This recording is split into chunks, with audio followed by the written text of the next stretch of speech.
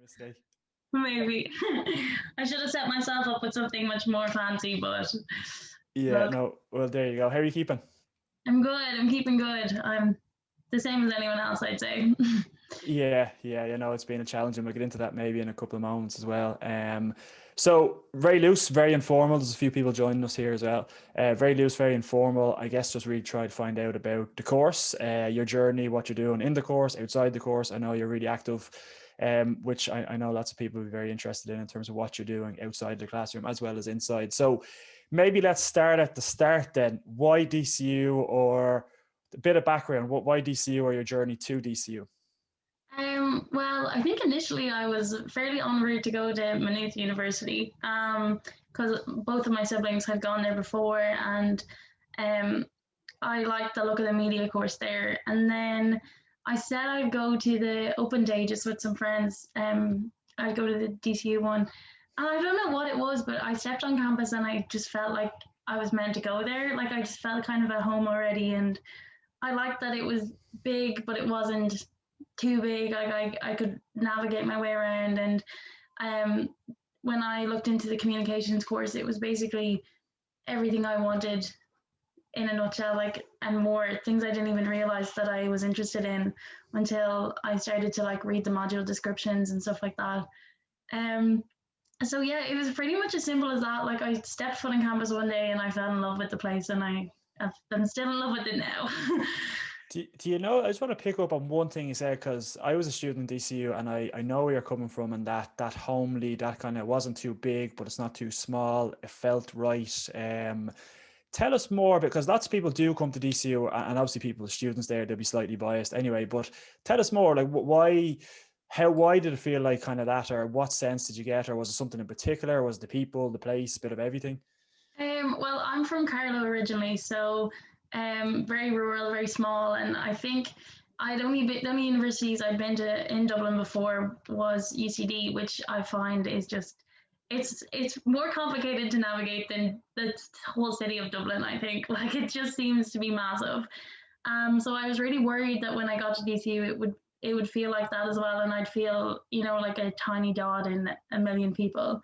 But I think it's just like there's something about the layout of the campus that it's all very close together, but at the same time, like you don't feel claustrophobic. Like it's very, I don't know, there's something about the people as well. Like I remember just immediately anyone I met was so lovely, and I talked to a few of the lecturers on at the open day and they all seemed so like engaging with students, and I think it just kind of completely got rid of any nerves I had, and Yeah. I felt comfortable almost immediately. So I think that's probably it. Like in it's I just think it's the perfect size campus, the perfect amount of students that you never feel, overwhelmed, but also you could walk around campus and you'd see a billion people you'd never seen before, but you'll always see one person that you know. So Hmm. I think that's probably it. Could I ask you? I want to ask about the course now in a second, just in terms of what goes on inside the course, because I'm sure there's people listening. And again, just to say, if you do have a question, pop it in. I won't be saying out your name; it's anonymous. I can ask Maeve. Just that open day element, and this year it's a virtual one, I guess, in the current circumstance. But just in terms of that open day opportunity, what did it provide you? Obviously, you got to speak to people in different ways. You got insights, but anything else? I mean, the open days, they're important for you. Would you recommend going to them and or well, attending them, not going to them physically now, but going to them anyway? Yeah, I definitely think so. I think I had a lot of preconceived ideas of what certain courses would be, and then talking to lecturers really changed that for me. Like I originally wanted to do like journalism, maybe, which is quite close to the course I'm doing. Um, and it was from talking to lecturers that I realized I didn't exactly know the type of journalism or type of media I wanted to go down. So communications was much broader, and I hadn't even really known about that course. So I think just going to open days, the way they're often done is you're paired with similar courses. So you could hear about a course you never knew about before, and it could be the one for you. And I think that's a really valuable part of the open days. And obviously getting a feel for the campus, but I know that probably won't be the case this year. But I think getting to talk to lecturers and often talking to students who are already in the course can give you a much better idea of what you're going to be studying than whatever you're going to read in like a prospectus. Yeah, no, and I fully agree. And just to maybe point out that there is open days, although they're virtual, November 21st, 20th and 21st this year. We'll have virtual campus tour. You'll be able to, as Maeve said there, talk to students and so on. I'll tell you about a little bit more about that later on. Before maybe talk about communications, lots of people, and you mentioned the briefly there as well, people are sort of torn or don't really understand fully maybe journalism, multimedia communication. So maybe let's just establish where communication sits, and then we might talk a little bit about communications and the course and what goes on inside it. Yeah, so there's three courses within the School of Communications. There's journalism, multimedia, and communication studies. So, well, from my perspective anyway, journalism is a much more narrow compared to communications. It's you do the course and you're gonna end up being a journalist of some sort, whether that be on a newspaper, radio, or TV that way. Communications is a lot broader. It has about 60% theory and 40% practical. So you're doing modules that are close to social science. So you'll do like social studies, cultural studies, and it really gives you a good understanding of like the world you're kind of documenting. And then the practical side of things gives you the skills to document it. So we do like photography, audio production, video production, Photoshop, that kind of thing. And then multimedia is kind of the inverse of that, where you do about 60% practical and 40% theory.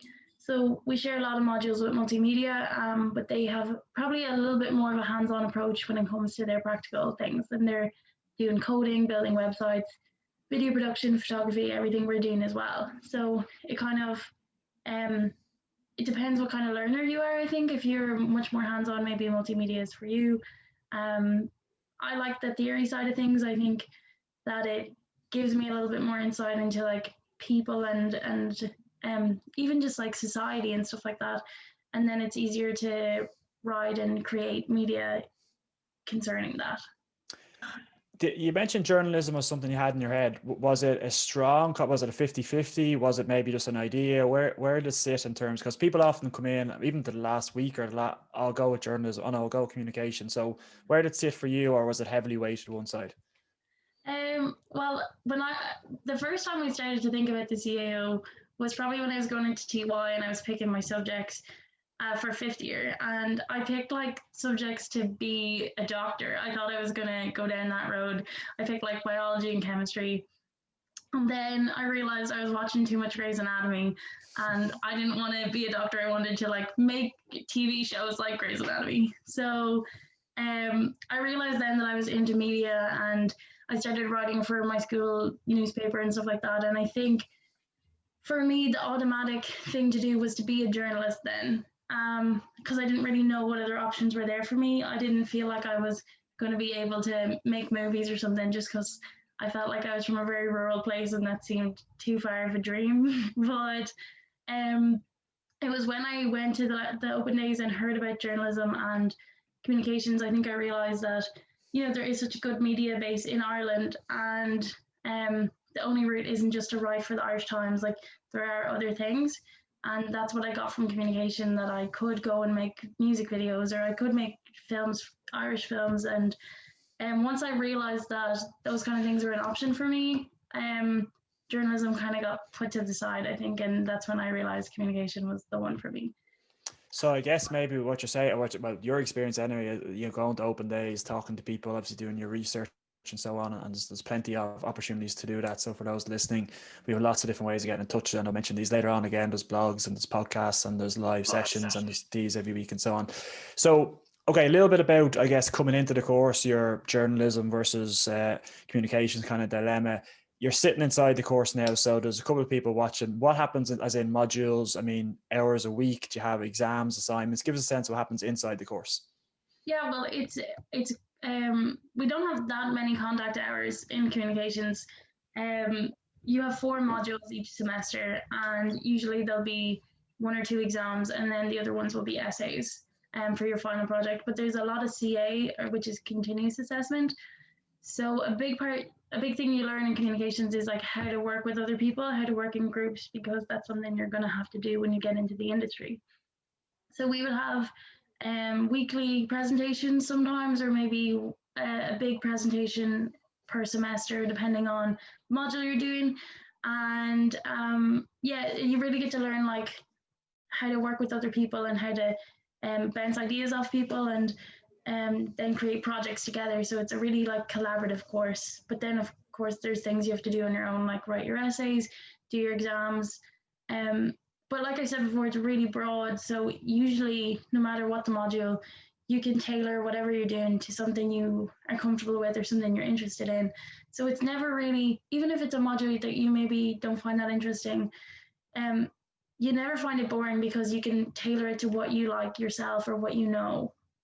Um, and then personally, I just live for the practical stuff. I love the photography, videography.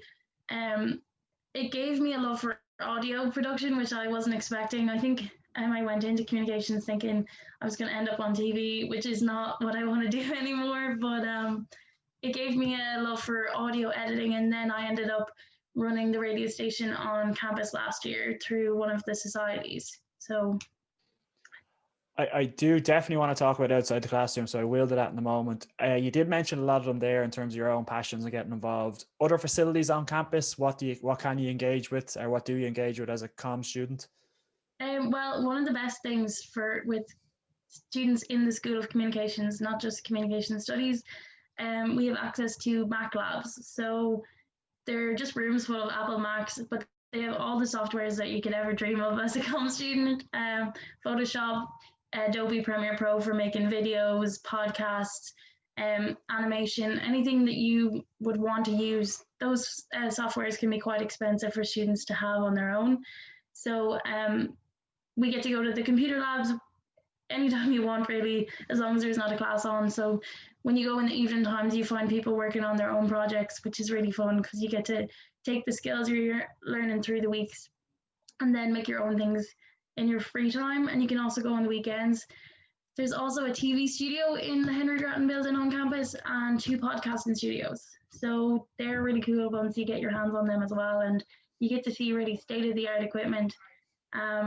We also have loans, so you can borrow cameras, DSLRs, like proper video production cameras, microphones, anything you could ever need, really. I do want to go into, as I said, outside the classroom, but just a quick question came in just around, and you might have an insight from your own journey here, but just around careers. Well, the question was actually, is there a safe career to come after communications? But maybe can you speak to that in terms of options, or maybe that question in particular? Well, I think one thing, it depends how you look at it. In one way, it's really good that you come into communications. For me, I didn't know where I wanted to end up. So a course like nursing, where you go in knowing you're going to be a nurse at the end, was terrifying for me because I didn't know what I wanted. That's why I really enjoy how broad communication studies is, because every single day we seem to hear a new career that we could end up in. But there's so many options. Like if you're into the practical kind of things, you could end up working in podcasting for a newspaper. Like you can still go down the road of journalism if you realize that is something you want. TV production, film, but then also we learn a lot about advertising, marketing. You could go into public relations. Like it really kind of caters to anything in the realm of media, and even further than media. You could go into business. Like there's a lot of options, which is scary too because now I don't know what I'm going to do, and I'm graduating very soon. To that person asked the question, I hope that answered it. If not, come back with a follow-up and we can talk a little bit more about it. Time is flying, and I do want to absolutely cover outside of the classroom as well. And just a reminder to the others, there is a question and answer function on your screen. Feel free to ask a question. Maeve, no doubt, will help us out. So outside of the classroom, and look, we only have a few minutes, so you'll have to keep it short because I know you're incredibly busy. Give us a sense, what's going on, what you get up to outside the classroom? Well, I think societies in general are the reason I love college as much as I do, and I don't know another university that does societies as well as DCU does. I think the college itself puts so much time and effort into helping societies thrive.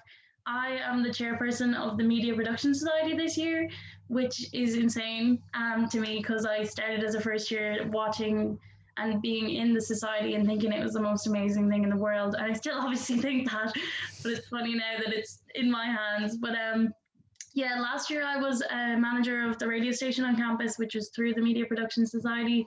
And basically anybody can come in and do a radio show, and you get to use industry standard equipment. microphones like the one you have there. Which is falling down. Get a But, loan. yeah, so you get to come and we make films, we make podcasts, everything, and it's doing all the things you're doing in of course like communications, but doing them for fun rather than for an assignment, and doing them with as much creative freedom as you want. Um, there's a lot of other societies I'm involved in as well, like RAG, the Raising and Giving Society, and we volunteer. We play football with kids every week, and do homework clubs with people in the community. And there's a billion societies and ways to get involved. And if there's not a society that you like, you can set up your own. And I think that's one of the best things about DCU. Yeah, you do hear an awful lot about, and anyone that's watched the last 2 episodes, I think to a person, every ambassador or every student that's been talking to me has been so vocal around what happens outside the classroom. And obviously you get to pursue and get to enjoy and get to travel and do different things, but also I guess on a personal development, as you mentioned there as well, you're chairperson of the Media Production Society, which is a massive society in DCU and does lots of fantastic work. So in terms of personal growth and development and your network and various other things that goes on, I guess it's important. A student ambassador does what, and what's involved there? A student ambassador, we basically are part of the recruitment team in terms of showing prospective students and people still in secondary school what they can do. We're living examples of what students are, and I think we try to be as good as we can in that regard, and give you not just a biased opinion and say DCU is the best place in the world, but an honest one. And because the last thing any of us want is for someone to come here and not be happy either. So our job is to just show you an honest review of what college is like for us, and hope that it's something that you want to follow, I guess. Just want to reverse a tiny bit, because that person has had a quick follow-up with regards to career possibility. And the question was around, is it worth, well, actually, it's 2 questions, but the first one is it worth doing a master's, or would you need to do a master's after the program? Maybe it depends, but anything on that? I think it does depend on what kind of stream you want to go down later on. There's a really good master's in public relations in DCU, and there's one in video and radio production as well, if that's something that you want to follow. But I know a lot of people who've graduated this year gone and the year before who didn't need one, and they're now doing amazing things. So I think it's a personal preference. I don't think you need one to do well afterwards, but if it's something you're interested in, you want to learn more, then those opportunities are there for you as well. The second part, and then I just want to ask you 1 or 2 more things about outside the classroom. The second part of his question, it's a slightly different area, but is it difficult to pick up on the practical side of things, such as video production or animation, if you have no prior knowledge? Well, I had absolutely no prior knowledge, and now I am, well, I'm not going to brag and say I'm class, because I'm not, but that they start from square one, and that's the point. Like, college isn't a test, it's teaching. They're teaching you how to do everything. So they assume that you have absolutely no knowledge, and build from there. But I think if that is something you're worried about, something like the Media Production Society helped me an amazing amount, to the point where I'm now going into classes. I have video production this semester actually, and I'm going into classes already knowing the things that they're teaching me. And then I have that advantage over some of the other students who wouldn't get involved that way. So I definitely wouldn't let it deter you if it's a course you're interested in, because there's a million supports to help you if you do end up struggling down the line.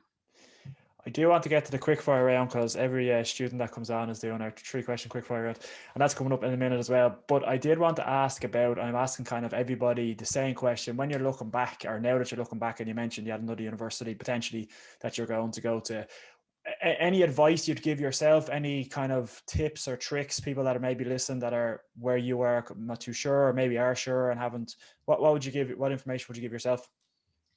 I think, like, for me, I was coming to DCU thinking I had a lot of friends coming with me from home, and then whatever way the CAO worked out, I ended up being the only person coming. And I think that was actually really good for me, in the sense that I didn't rely on friends and I had to go find new ones.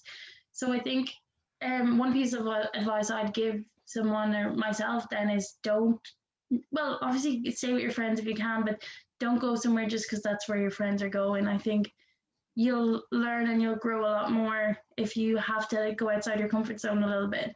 So obviously it's a good thing to have supports, but I think for me, I wouldn't have realized it then, but I think it's such a good thing that I came on my own, because I would have probably, stayed with my group that were meant to come with me, and I probably I wouldn't be who I am now. I wouldn't be where I am now in college either. So that thought is consistent with lots of people coming from not in and outside of Dublin, but coming on their own. But I guess maybe just to point out, there's so many different support networks, be it student support and development, be it clubs and societies, be it in the course itself, tutors, and people in second, third, and fourth year. Sometimes you're assigned mentors depending on the program. So there is plenty of different, I guess, links there that if you are a little bit apprehensive or nervous or coming from afar, beyond Dublin or beyond Carlow or Galway, or wherever it might be, I guess there is that there.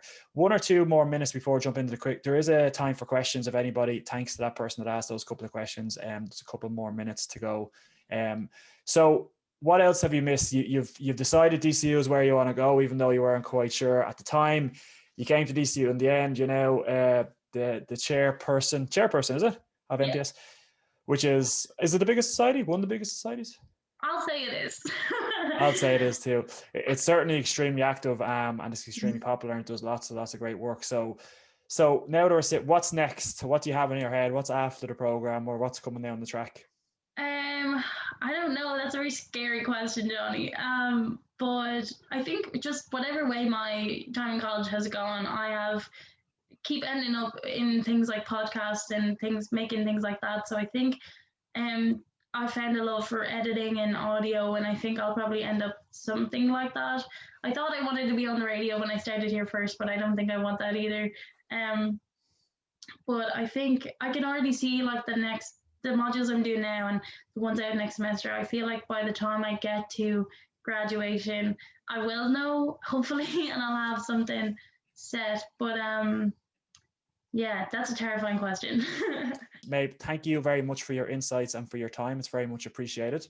Thank you for having me, Johnny. No problem at all. You stay safe, and we will hopefully see you very, very soon. Okay, thank you. Thanks a million. See you later.